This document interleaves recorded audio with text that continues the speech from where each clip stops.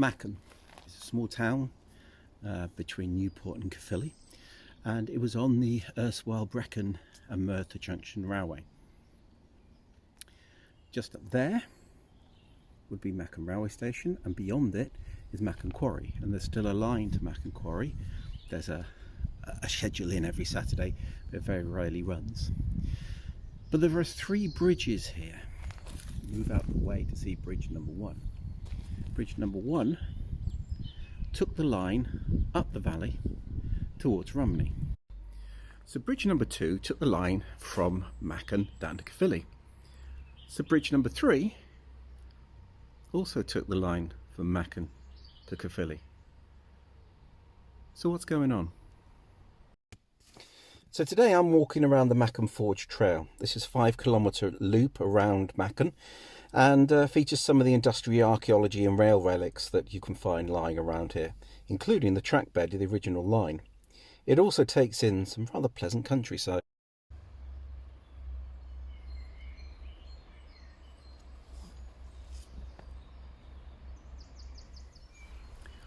So, the Brecon and Merthyr Junction Railway had the opportunity to buy up an old tramway that went up the Rumney Valley called the Sahawi Railway, which they did, upgraded it to railway standards and started running trains up there. But with that came the powers to open between Newport and Caerphilly, which, coming off the current line at Bayslake, they grabbed with 2 hands. And in 1867 they enacted those powers and built the line through Machen down to Caerphilly. But there was a problem. Between Machen and Caerphilly, the gradient was 1 in 39. Now that's steep, remembering that Lickey, which is the steepest one on the network at the moment, is 1 in 37.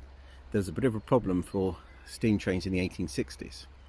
So a rival company, the Pontypridd, Caerphilly and Newport Railway, set out to build an alternative, and they built a loop from Machen round and joined back up with the Caerphilly Railway later. This was graded at 1 in 200 and opened in 1891. Ironically, it was then handed over straight away to the Brecon and Merthyr to run. So what you had was one line coming out of Caerphilly going up at 1 in 200 and the other one coming in at 1 in 39. So hence, that's why you have the 3 bridges, one going up the valley and 2 coming to and from Caerphilly. So one of the things they had to encounter on the original line was the water meadows around Machen. Beautiful area today, but in those days lots of different bits of archaeology, forges, mines, all sorts of things. And to get over, they had to do what so many other railways have done. Yes, they had to build a viaduct. And so this is what they built. Machen Forge Viaduct coming off the embankment across the water meadows, and what's missing in the middle is an iron girder box structure which would have led to this abutment on the other side.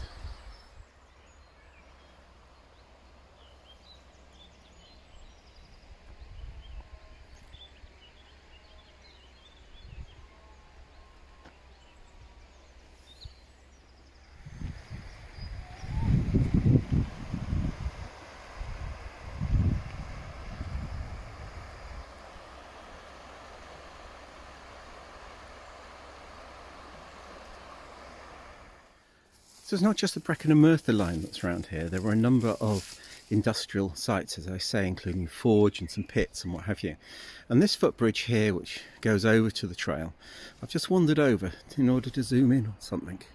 So this here is the parapet of a former bridge over which a tramway would have come, which actually served the forge and the stables where the horses that worked in the iron forge were actually located.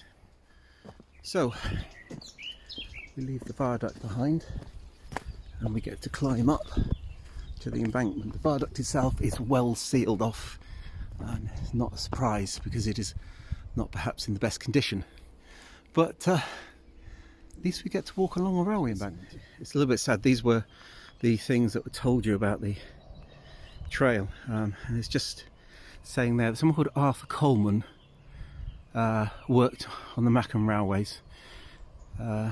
His office was a cabin that stood between something or other, and the cabins, coal for the cabin stove was collected from passing trains. and workmen would hold up a piece of coal as the train went past, and the farmer would throw off a few pieces of coal as they went past the cabin. You can just see the cabin down through the trees. So the embankment is in incredibly good condition, and according to the leaflet that used to come with the trail, which is increasingly difficult to find these days, this is used with permission of the local owner, so great thank you to them. It's been a few years since I walked this trail, and this is new. This wasn't here when I was here before. So what we did before, oh right, yes, there it is. So we went down there and along the side of the abutment to the original bridge and across a plank, which actually looks as though it's made of railway sleepers possibly, and then up the other side and joined the path again. But what you can see quite clearly is where the railway bridge, the abutments for the railway bridge were, both on this side and on the other side and down here. And we carry along the embankment. So this is the end of the railway part of the Forge Trail, because we now go up here. This is Waterloo, which is a small town just outside Machen, and there was a halt here, and I'm hoping to see if I can find where that was. So Waterloo Station was known simply as Waterloo Halt, and it was on the edge of Waterloo Village. Now, remembering this was a single line in one direction, it meant that anyone using this station wouldn't be able to get back on again, and to do this they had to use Fountain Bridge Halt, which was on the incoming line. It opened in 1908 and was very, very basic. A ground level platform made from sleepers. It had a name board and a lamp. There was no shelter, and passengers were confined to a fenced enclosure. The gate to the platform would be unlocked by the guard when the train arrived. Surprisingly, it survived until 1956 and is now part of someone's garden, which is why I didn't film too much around here and moved on.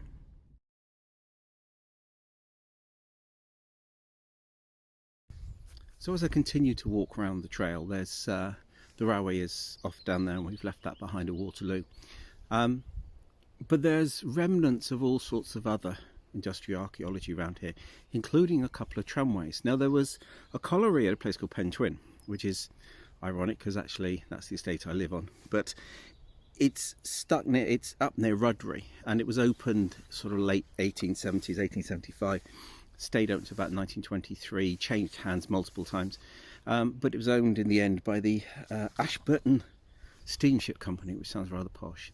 Now, they had a rope hauled incline that went from the colliery down to that line that we just walked along, and the siren would go, which meant get out of the way because the rope was going to get tight, and the trucks would head down the incline down towards the holding end near the railway. So what you can see here is the embankment of the incline, which would have gone down, down, down, down, down, down, down, and ended up down by the railway we previously walked on. So down here will be the abutments. So here we are. This is the side of the bridge that would have been built in the 1860s, 1870s for the incline down to Caerphilly, with the other side then fairly good condition, to be honest with you, and that side would have gone up to Colliery, a bit further up the hill. Today it's all on private land, so we can't get anywhere near it. But it's good to see some bits of archaeology still left around here.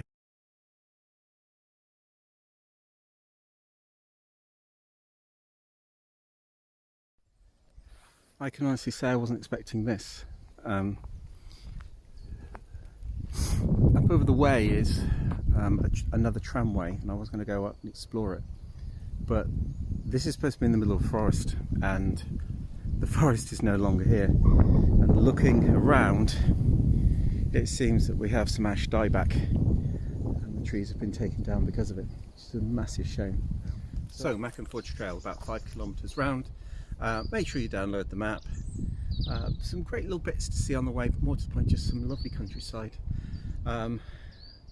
Just Just a shame about the end of it being an ash dieback site, but it is what it is. And so just wander back down to the car now, have some lunch, head on back.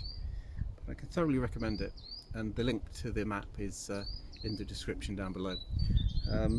Please like this, please comment on it, please subscribe to the channel, please tell your friends. I'm not doing a Patreon or a coffee, just enjoy the videos.